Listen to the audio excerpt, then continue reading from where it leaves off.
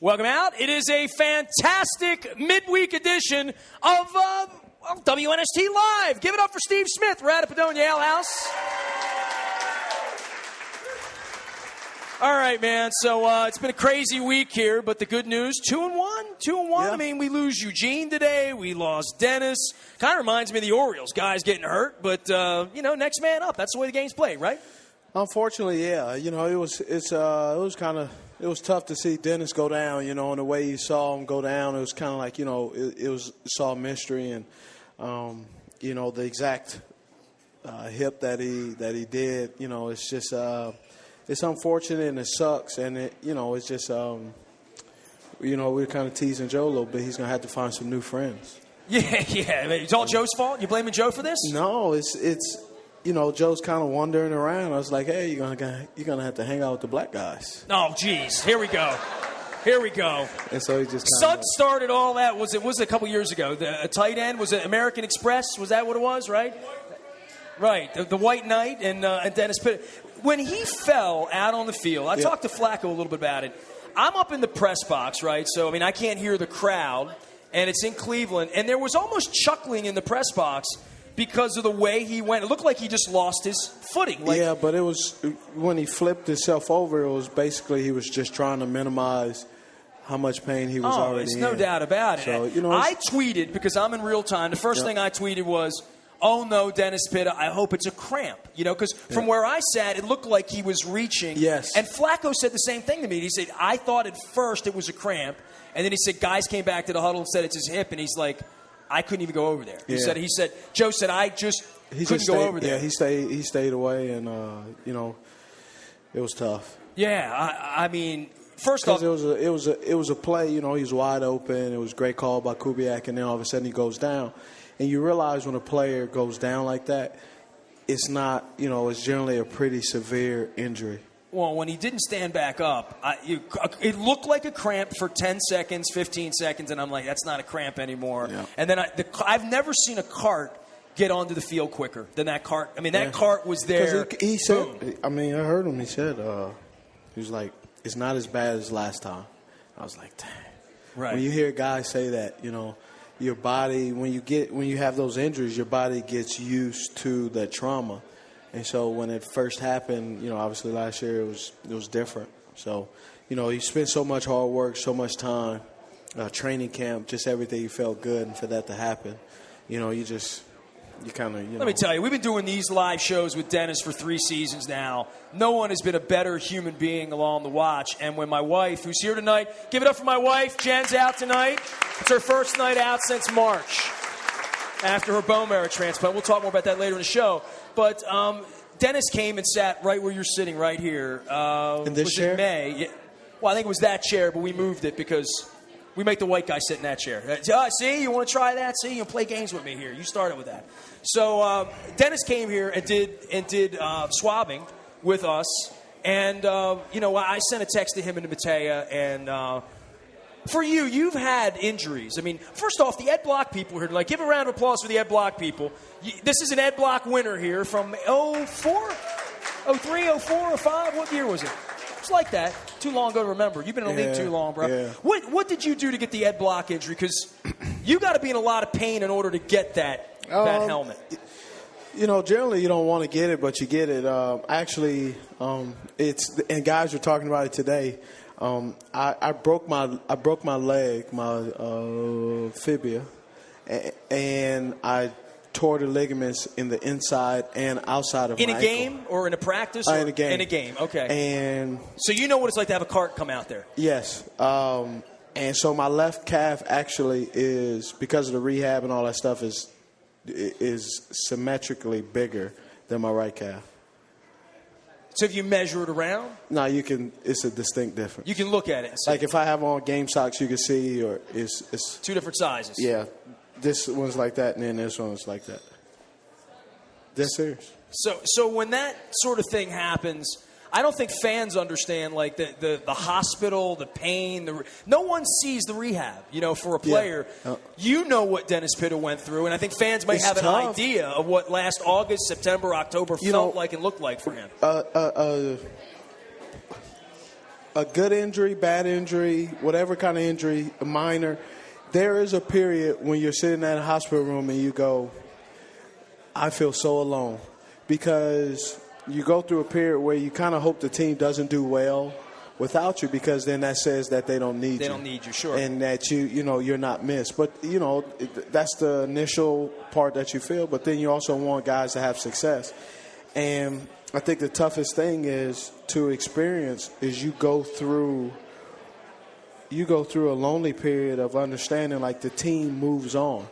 You're not really on the team anymore, even though you're really on the team. You don't go to meetings. You don't get to be a part of it, and it really just is depleting, and it kind of sucks. Right, but then you come out of it, right? I mean, you come out of it, but you understand it. You have a lot of me time.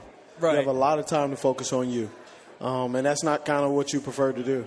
Right, because you're a team guy. You want to be in team meetings. You want to be playing. You want to be around guys. You want to be working. You want to be having fun. You want to be winning with the guys. Well, we got the bomb dropped today, earlier, when Eugene Monroe, none of us were aware. I mean, the media knew. He was on the injury report with a knee injury, and Harbaugh began his rather short press conference today by saying Eugene's, done for a few weeks or a little while.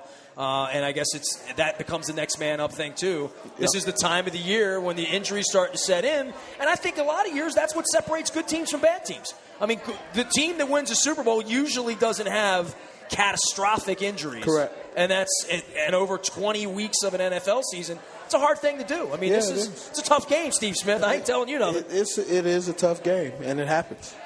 Steve Smith out here with us tonight. It's all brought to you by Fremont Mortgage. We got a whole table over here. Carl Delmont and all the sponsors.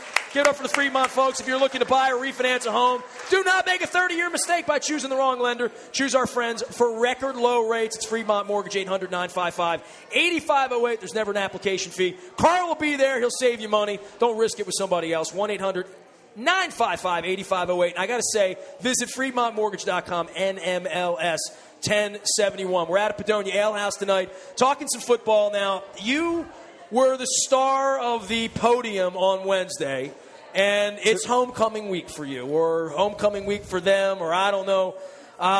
Anything you want to say? Because you've been peppered with questions. I know it's probably not your favorite topic, but we got to talk about it because you're playing Carolina. Just some thoughts about looking across the field and seeing those uniforms that you wore. It's got to be a little weird. Yeah, it is weird. It's different. It's something that you don't really think about that'll happen. And when it's happening, you kind of go, hey, that's different. I think it's even more weird is, I've played, 3 games now? Sure.